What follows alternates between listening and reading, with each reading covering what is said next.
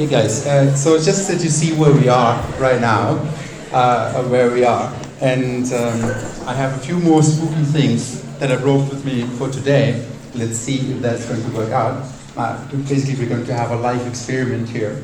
So I'm always excited about these kind of things because either they work out and they're brilliant or they just completely fail. But let's see. I have hopes that it's going to work out.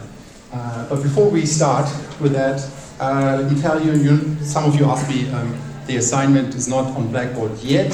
It was simply because I wasn't quite sure about how far we would get this week. So, but now I have a good idea. So later on in the afternoon, the assignment is going to be on Blackboard for you guys. Okay, so where are we now? You saw a little bit about the stuff that we already talked about in this lecture, and maybe now you're getting eager, and maybe now you see, okay, we're getting to this point where we had our ideas, we had our questions, we thought about explanations, causality, about research process, research design, literature, and then the last time I talked about how you actually break things down. Yeah, how you actually break all those grand ideas down to something that you can measure. It's operationalization. Okay, maybe now it's time to go out and actually to get some data. So how do you go and get some data? Right? And you might have thought, okay, well, this might be the most straightforward thing to do. Go out and do a survey. Yeah, go out and do a survey. Hopefully what I'm going to convince you about today is that these things are not that straightforward as you might think. Yeah, there's actually a reason why we talk about that kind of stuff. Yeah? So I want to talk about survey research today, and also during the next lecture. And next lecture is also going to be a little more practical in terms of what you actually do and what you don't do. But today I want you to raise an awareness for certain issues that you might not have thought about before. Yeah? So this is basically where we are right now. Now we're jumping into the middle part about how we go and how we actually then collect our data. Now you could think, okay, let's just go out and let's just ask people. Why not? But it's not that straightforward. And we had that a few times already during this lecture where you thought that something is super straightforward. I don't know, about how we make an explanation or how we know stuff. But then it turned out to be not that straightforward. Yeah. So, there are a few spooky things. There are a few spooky and dodgy things going on there as well. So that's basically what I want to do today. As I said, I want to do a live experiment with you guys. So let's see how that's going to fly. So we have the lecture theater here. How great is that? We have the lecture theater here. Now, right here in the middle, I'm dividing you. I'm dividing you in two parts. One part is the black side. It's basically on that side. Yeah, so everybody over here is on the black side. Everybody over here is on the white side. If you're in the middle, just choose whatever you want to choose. Yeah? So, but ideally just cutting in through the middle so that we have about an even split. Yeah? Okay. So this is the black side, this is the white side. So now I want you to take out your phone, and now there's going to be a whole series of questions. There's going to be a whole series of questions, not just one, but I think 5 or 6 questions that I ask you. Yeah? And basically the idea is when you're on the black side, you type in this code over here that corresponds to the black side. Right? When you're on the white side, on this side over here, you type in the code that corresponds to the white side. Yeah?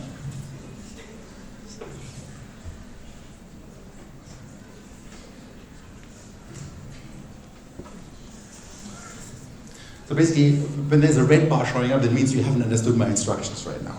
Yeah? So we should have 100% on the right side. But if you are on the wrong side, never mind. It's just do the other survey. Yeah? But ideally, we have that split up.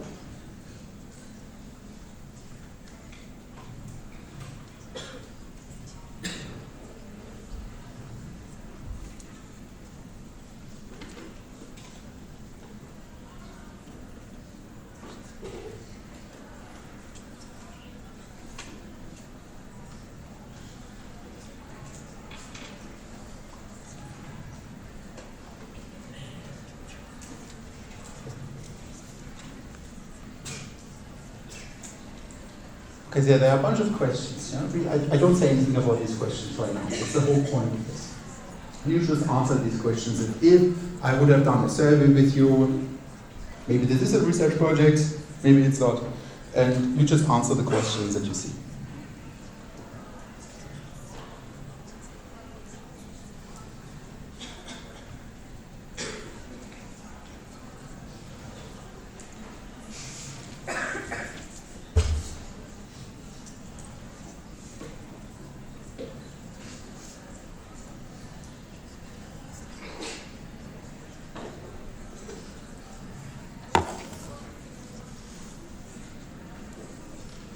You guys are still doing it? I'm done. I went through the 5-6 questions that we have. Some of you approached the last question. Well, by the way, this is all anonymized. I have no idea. I have no access to this data. Yeah. Maybe I should just say this. It doesn't link to your Blackboard. Yeah. No one can do these things. It would be fascinating to study these kind of things.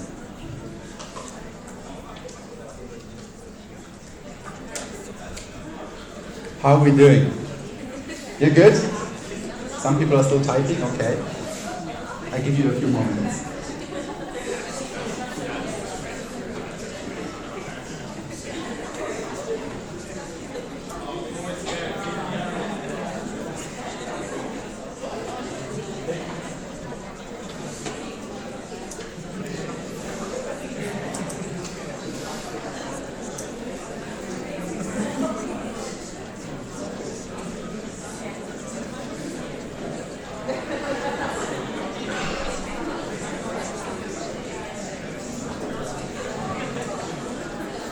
Okay, let me move on now. We revisit these questions when I will talk about 4 issues. First of all, I want to talk about surveys. So I want to talk about surveys in general, and I keep talking about surveys next week. I come back to that, different kinds of questions and so on, how you ask people and what you do and what you don't do and so on. But I want to introduce nevertheless. And then I want to talk about 4 issues, about 4 issues that we have when we ask people questions. 4 issues that you might not have thought about. And first one, question wording. How do I word a question? And what you will see is that half of you got one question which was slightly different from the other half. And I'm going to see, I have no idea, I don't know about the result. We're going to see if there is a difference. Yeah. Last time I tried this, it actually worked, and there was a significant difference. Question order. It's if some people ask one question before another. And sometimes just flipping, you have exactly the same question, but flipping the order in which you ask people things dramatically changes the results. Answer categories. On the Facebook question, you guys had different answer categories. We're going to see if it worked out. Sometimes when you give people the same different answer categories, they respond vastly different. And the last one, social desirability. Yeah. That people kind of feel pressured to say something. They see that something is desirable. Okay, so these are the 4 things I hope to talk about today. So surveys, let's get started with this. So what a survey is, a survey consists of a predetermined set of questions that are given to a sample of people. And basically that's sort of like stuff that I've done with you guys already before. Yeah? A self-administered questionnaire is a set of questions that people answer by themselves. Basically this is what I do with you. Now you get a code, you type in, it's self-administered. In contrast to that, we have structured interviews where somebody really, maybe this happened to you, somebody rings your doorbell, knocks at your door, and asks you to participate in a survey, and then this person asks you a question. You might think, hang on, that's pretty much the same, isn't it? Well, actually, no, it's not. We actually know there's a huge difference between these kind of things, especially then characteristics of the interviewer matter. Funnily, we had this question about sex partners. When a male asks a male that question, what do you think what the answer is compared to when a female asks a male? Or when a female asks a female? In theory, it should all add up to the same thing. It's a zero-sum game. If you kind of take out same-sex relationships and just look at heterosexual population in a way, it should be a zero-sum game at the end of the day. But actually, it turns out it isn't what people say. Males tend to vastly over-report. And that's even more so when they are asked by another male. That's social desirability. Okay, and that's sort of where effects of the interviewer really come into play. So who is asking that question? What is your appearance when you're asking the question? When are you asking that question? These things can tremendously affect the results that you get. Okay, so traditionally when we talk about administering a survey or handing out a questionnaire, there used to be like these 4 different ways. Now I think these are sort of blending in a way. The traditional way was somebody was knocking at your door and asked you, I don't know, can you please answer some question? And then the person filled out these questions. Then there was a postal survey. Sometimes it still happens. It happened to me when I was, I don't know, a few years back. I lived in the States, in the US, and somehow I ended up in the American census. So I got this by mail, and I had to fill out the census form. And actually, me being a social science researcher interested in survey methodology, I kind of deliberately did not ask the answers. I did not reply to it. So I waited it all out to see what's going to happen, to see what is sort of their design for calling up on me. Yeah. So I think after 3 or 4 trials, they kind of gave it up, or I left the country. Yeah. So I just didn't reply to it. Maybe I was just lazy, but I was also interested in it. Telephone surveys. Nowadays, these things are not that popular anymore, but it used to be very popular. So universities used to have whole phone laboratories where then a horde of students like you were sitting, and they were kind of constantly calling people to participate in a survey. Maybe that happened to you, that somebody called you and asked you to participate in a survey. And nowadays, a lot of things happen online. And I was saying these things get mixed up in a way because you are all in the same room, but actually you did the survey now online. This all happens, we are all connected in a way. Yeah? So in a way, this makes it easier and kind of blends these things a little bit.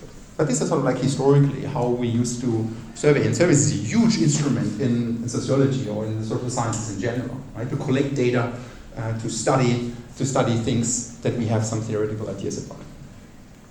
Okay, but I come back to surveys next week, and we'll talk more about different kinds of questions and so on. But now what I want to do, I want to talk to you about 4 issues.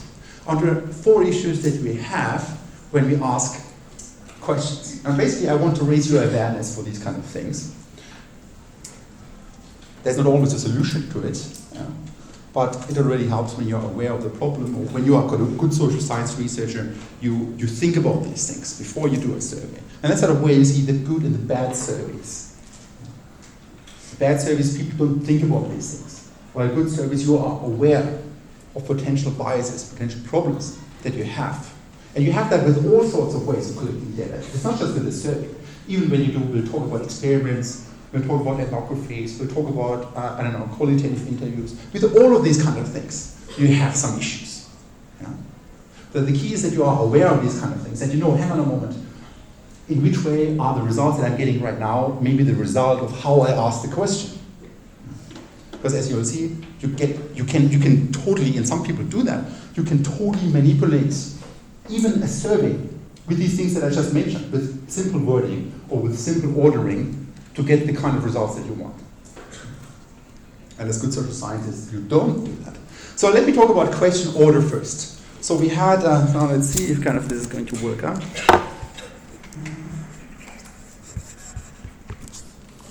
So let me, okay.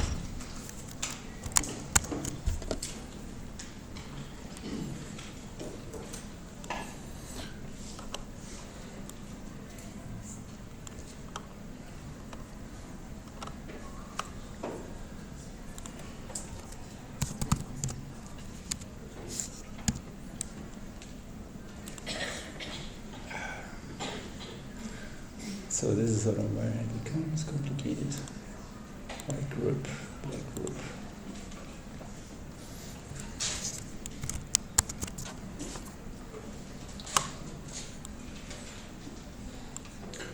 Okay. So now this is sort of, you see this is sort of where we were. Yeah. I have no idea about the answers that you guys gave. So this is sort of the first question. You see now one group, the white group, they got a question, the Irish government should spend more money on schools and universities. Do you strongly agree, not agree? So, to be honest, I really expected most of you to score on strongly agree here. Hang on, we are in a university setting. Yeah? Who would be against spending more money on education? Seriously. Yeah? Well, some people are, 2%.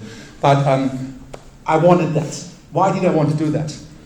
Because this group, I asked then the question about water charges afterwards.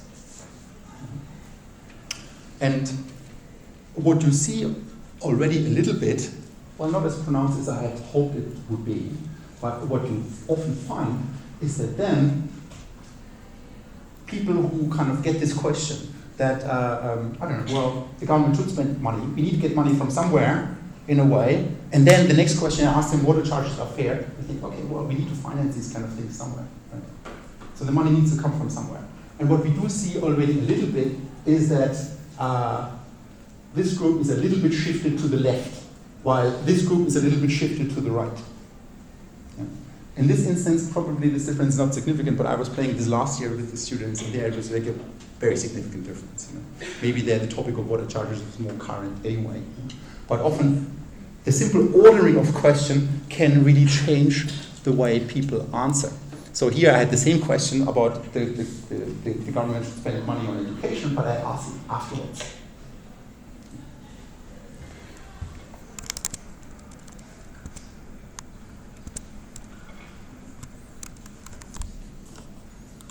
Okay, let's go back to this. Another example, or maybe where this is even more pronounced, is a few years back, 2009, they did a survey about Obamacare. Obamacare was the healthcare system introduced by former President Obama. It kind of gave people, a minimum health insurance at the end of the day. And maybe you heard about, Fox News channel. That's kind of like often, the outlet of the Republicans. Even the Tea Party is a very conservative place. And often you maybe you heard about it that it's been suggested that they are biased in the way they report things.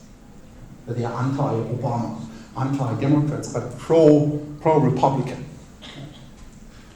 And even now, often, in the last election, they were much more pro-Trump than the other media. Okay, so they asked this question about whether people are in favor of Obamacare. And actually it was exactly the same question, but in the survey conducted by Fox News, 55% of the people were against it, while over all the other polls, it was only 45% of the people that were against it. So you're like, okay, how can that be? Well, actually, you could say maybe, the people that participated in the Fox News survey, maybe they just dislike Obama. Yeah. And that's sort of why they kind of voted against Obamacare. So maybe it's about a selection bias. That's what we call it. It's a selection issue. That there are sort of more anti-Obama folks that take part in the Fox News survey. Well, actually, it's not like that. So there's exactly the same now this is sort of like about the approval rating of the president, general question, and you can see it's more or less the same. So it is not that people who took the survey from Fox News were disapprove of Obama more than people did in general. So what's the story here? So how can it be that kind of in the one survey we find so massively different results than over all the other ones? Well, the thing is the following. They asked this question based on what you know about the healthcare reform legislation being considered right now. Do you favor or oppose the plan? So that was sort of the question. And they had exactly the same question. Exactly the same question. What was different though? Fox News, they asked a bunch of other questions before they asked that question. They asked questions about, do you think President Obama apologizes too much to the rest of the world for past US policies? Or do you think the Obama administration is proposing more government spending than American taxpayers can afford or not? Do you think the size of national debt is so large it is hurting the future of the country? Well, you get the gist of these kind of questions. They're very negative questions. So most likely people say, yeah, Obama is maybe he's not such a good president. Yeah. That's sort of what these questions do. Yeah. They put people in a certain mindset. And then they get the question about Obamacare. And then they have these associations. Kind of, this is sort of how our brain works. We make associations all the time. So if you ask me something, then this sort of, I don't know, is in the back of my head at this moment when you ask me something else. And that's exactly what is happening here. So impressions formed in one question can carry into the next question. And that's what we call a question order effect, or a halo effect. If you know halo, you get the reference. It's basically the way a person reacts to something can be heavily influenced by what they have been exposed to recently. Psychologists call this priming. But in social surveys, this is a very important thing because the last question that you have is the one that you, I don't know, is most vivid in your mind at this particular moment. So that is question ordering. Yeah. What can we do about it?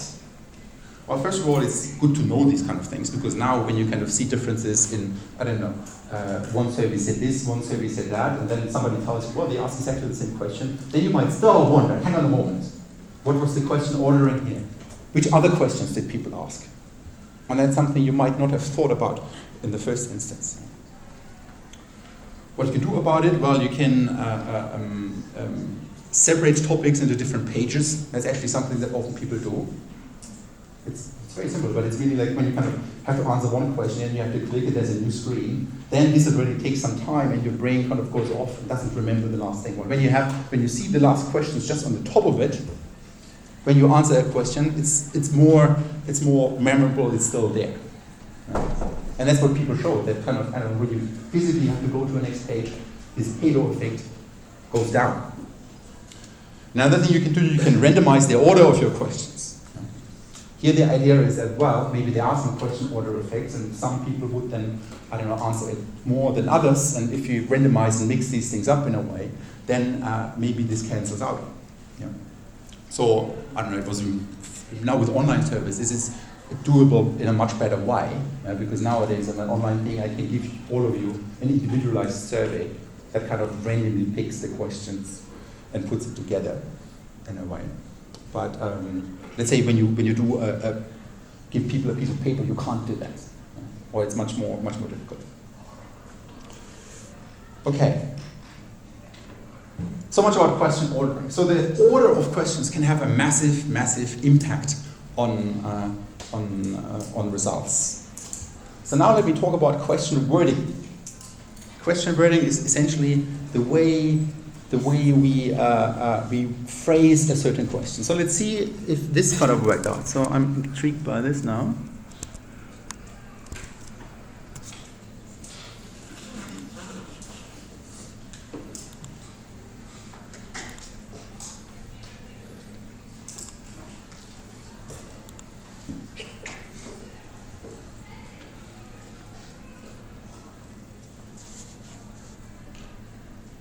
Okay, this worked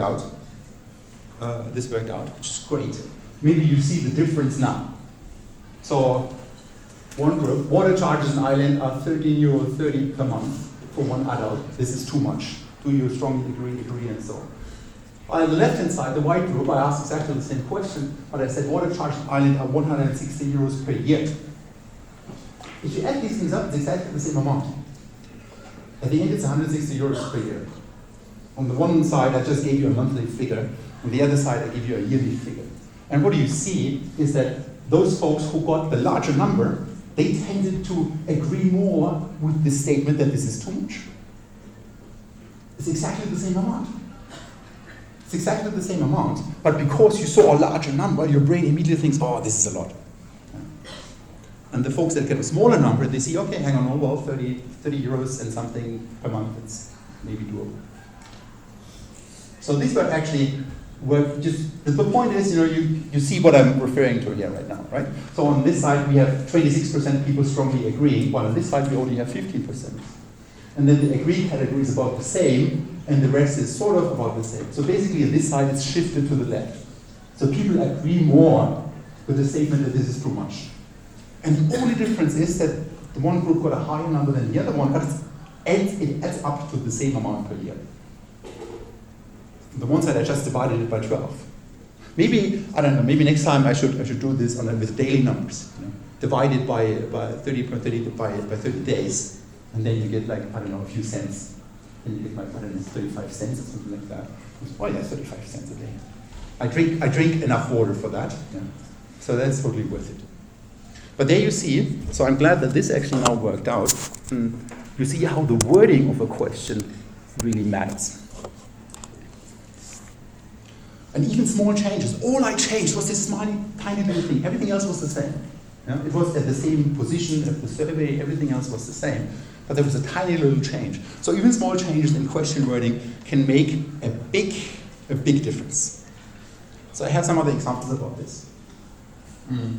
Also a few years back, they did a survey in the US about military action in Iraq. It was at the time where Saddam Hussein was still alive. So people were asking the US whether they favor or oppose taking military action in Iraq to end Saddam Hussein's rule. And 68% of the people said, yes, we should do it. While 25 were opposed to it, and a few other ones, they said, I don't know, I don't really know. Yeah, so they always have like a don't know category, somewhere in between. However, when asked exactly the same question, but in a slightly different way, when people were asked, do you favor or oppose taking military action in Iraq to end Saddam Hussein's rule, even if it meant that US forces might suffer thousands of casualties? It's more or less the same question with something that we don't know yet. It's just providing a little bit of other information there. Slightly different wording. And you see how the results dramatically changed. Now only 43% of the people agreed to take military action, while 48% were against it. So hopefully now you understand that when you read a survey or when you see survey results, the first thing I do, I kind of look up, okay, what is the actual question that they asked? And then the next step, I would like to see the actual questionnaire, so that I see what was the order, put this in context. What was the other pieces of information that people got? What was the context in which they were answered that question?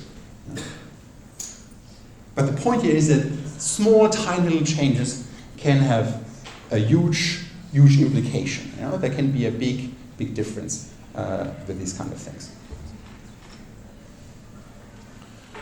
Okay, so even small changes in question wording can make a big difference. What can we do about this? Well, the first rule when you ask people questions, be very clear and use simple language.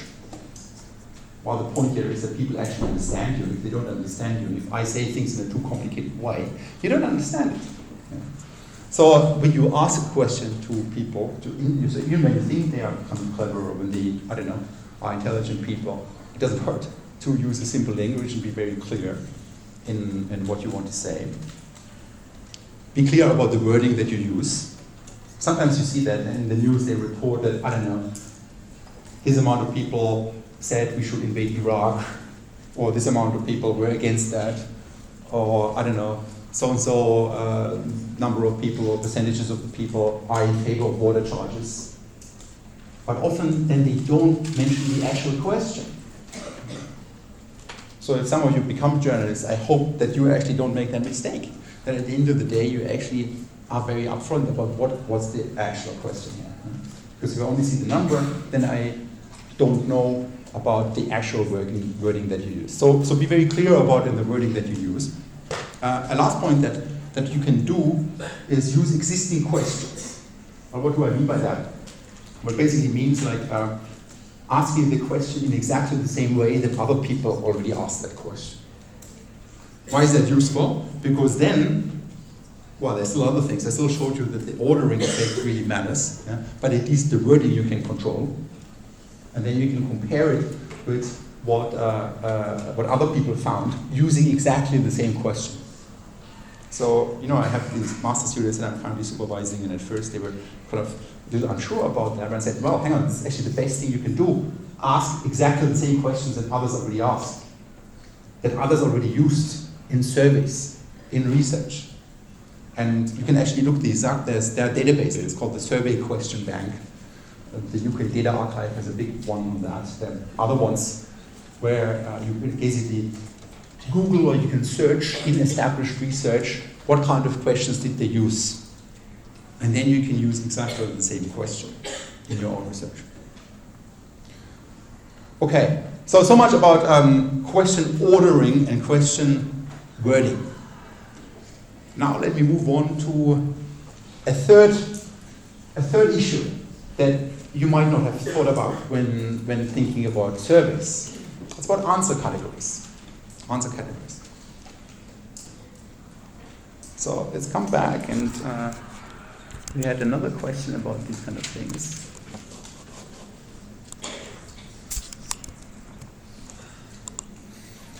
Answer categories. You see no idea whether it worked.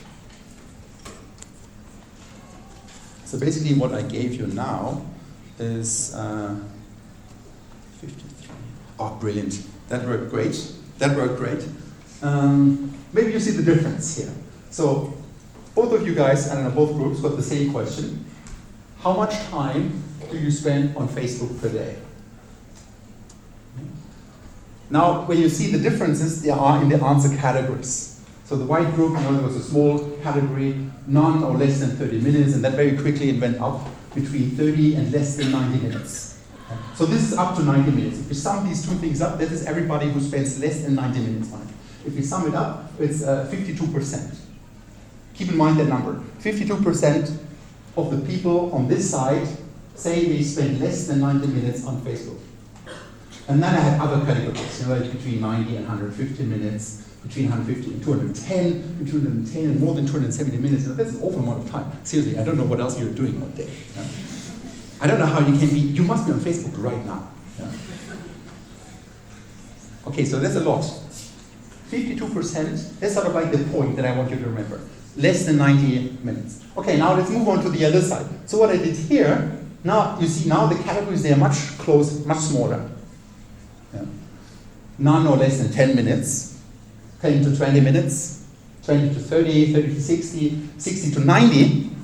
So everybody on the left of this one here spends less than 90 minutes on Facebook. And only 80% of the people say they spend more than 90 minutes on Facebook. If you subtract 18 from 100, we end up with 82% of the people on this side say they spend less than 90 minutes on Facebook. 82%. On this guy, we had 52%. Well, maybe there's something about this side of the people that you guys, I don't know, just don't have an internet connection, or I don't know what not. But I don't see any reason why this side of the lecture theater should spend almost half the amount of time on Facebook than this side of the lecture theater. Now I kind of build on an assumption that I made, which is that you walk in here and that you choose your seat at random, or at least that your seat is not related to the amount of time that you spend on Facebook, which I think is a reasonable assumption. I think we can live with that. There shouldn't be any reason why one side of the lecture theater should spend more time on Facebook than the other one. But 52%, 82%. Big difference. Big difference, exactly the same question. Exactly the same question. So what happened here? What happened here? Well, it's something that our mind does when you get answer categories. You make an assumption about those answer categories. You say, well, I'm sort of in the middle of the population. You say, well, maybe I'm sort of a medium Facebook user. Or you say, well, I use a little more than the middle of the population. So you make this assumption that the answer categories correspond to the distribution in the population, but they don't. But implicitly we make that assumption. So people on this side, they didn't want to go to the extreme value here that much. And say, oh no, I'm not in that extreme category. Yeah? I'm sort of a little less than extreme. But even if they would have spent 100 minutes in this group, they would have been here. They would have been perfectly fine taking the middle box. So implicitly what happens here cognitively is that we tend to use the answer categories to retrieve some information that is actually not there. We use these undercategories to make an assumption about how whatever is being collected is distributed over the population. And then we say, okay, well, I'm a little above or below the middle. But these undercategories have nothing to do with the middle or what people in the whole population say. Okay, so this worked great. Yeah. So one hit here.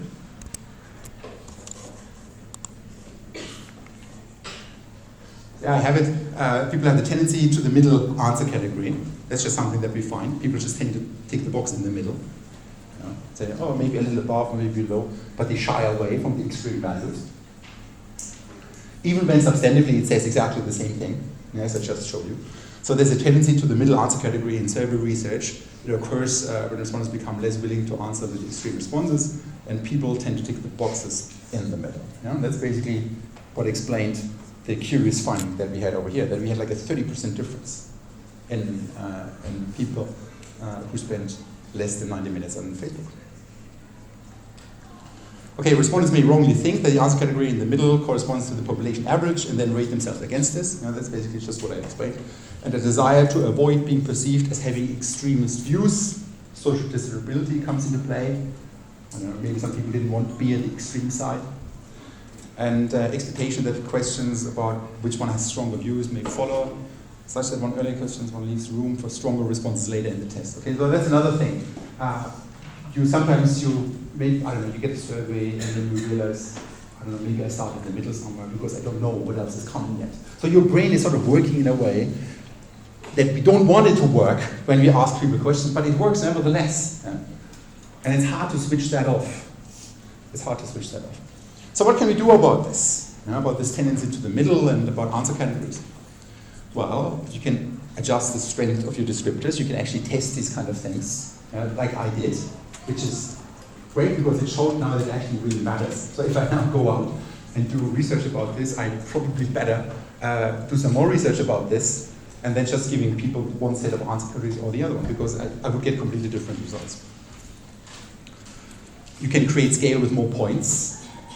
So one solution here would have been, instead of just having you tick a box, I just have you enter a number. So I leave it up to you how many minutes, and then you don't see any answer categories. You don't get that, implicit wrong idea that this is sort of what the average person spends on Facebook, and this is sort of where I should tick myself above or below that average in a way. So I could just ask people to tick, to mention exactly the number that they spend. Or I could give people an appropriate anchor. Yeah? That means I have that question, and before I do that, I ask you that question. I tell you the average amount of person in your age category spends this amount of minutes on Facebook.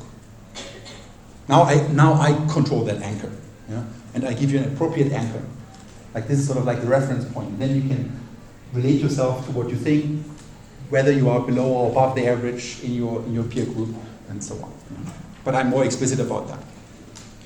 But when you just leave it to the answer categories, it can matter tremendously, as we just saw. Okay, so the fourth issue that I want you to get an awareness for, that's social desirability. Social desirability. Social desirability, let's go back. The last question, I guess you're all burning to get the answer for that one.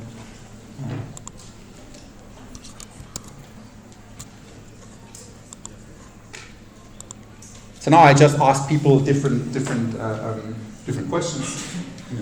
As I said, this is all anonymized. But maybe you already get the sense of this. Is that like little creepy questions? Yeah? And then, I don't know, you feel a little uncomfortable answering these kind of things. And actually people do. Yeah? And now maybe you understand when I would sit down, interview, look in your face and ask you, okay, how many sex partners did you have? And you're like, what? This is none of your business. Well, it's none of my business. Same as it's not my business to know whether you take any drugs or what. Well, I hope you don't. But you can see how people can be affected by what they think they should answer. What they think what is an expected answer. And with the sex partners, I told you guys that males over-report that, especially when they kind of are being interviewed by another male. And then it's about showing off, and they lie. Or it's an issue with questions about drugs. Maybe you thought, hang on a moment, this is still a university here. This is still a public setting. Actually, I'm employed by the state. And I ask you whether you're doing something illegal. So these are sort of, but often it's especially these kind of things are incredibly interesting to study. From a sociological point of view, this is sort of where some really good research is, but it's a huge problem to get the correct data and not have people influenced by what they think they should answer.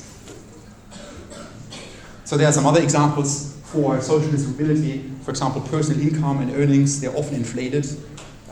When you ask people about that, feelings of self-worth and or powerlessness. So you ask people, are you powerless in your life? They often deny that, even though they do feel that. Or even if you ask people, do you feel depressed? They say, no, I'm fine. Because they don't want to, there's still a stigma attached to it. Or when you ask people about excretory functions, how many times do you go to the toilet during the day? These are questions that people feel very uncomfortable. Surely you feel very uncomfortable if somebody would ask you these kind of things. Or religious questions, they are often avoided or they are uncomfortable when people talk about it. Patriotism in the States, it's almost, you have to be patriotic. If you don't, you're not a good citizen.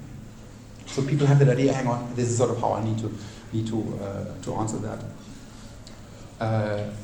Other questions, intellectual achievements, when you ask people about, I don't know, how good were you at the test, they often inflate that. Why? Because they want to look good. It's a completely natural, normal thing. We want to look good. But if you are a social researcher, you have a problem with that because you don't get to the real value of these kind of things. So that's sort of social desirability, and we call that social desirability responding or social desirability bias. It's basically the tendency of respondents to answer questions in a manner that will be viewed favorably by others, or what they think how others will view them favorably. And this can be over-reporting of good behavior or under-reporting of bad behavior or question avoidance. So my hunch is that probably the question about drugs or have you ever used drugs was a little under-reported here. And probably the true value is very high than what we saw. While with the sexual partners question, it balances it out because males over-reported and females tend to under-reported. Okay, it's especially problematic, when you ask questions about abilities or, as I said, sexual behavior or about drug use and other examples that you've seen that I had before. What can we do about it, about social desirability? Well, formulate a question in a neutral fashion, so that people don't get, a good interviewer just looks you in the face and just doesn't show any emotions. They just sit there, so that you never know, so what is this guy thinking now about my answer here? But that's exactly what this guy wants to think. That there's no pressure in whatever way. In the same way, when you ask a question in written form, formulate it in a neutral fashion. As soon as you have, maybe I should do this at some point, a positive connotation or a negative connotation in a question wording, you get completely different results as well. Because then people think, oh, hang on, this is positive, I should answer positively here. Or this is negative, I shouldn't answer like that. Okay, social desirability, I think that's sort of it for today. Next week we will continue talking about surveys and we'll talk a little more hands-on about what are the do's and don'ts when you ask questions. Okay, see you next week.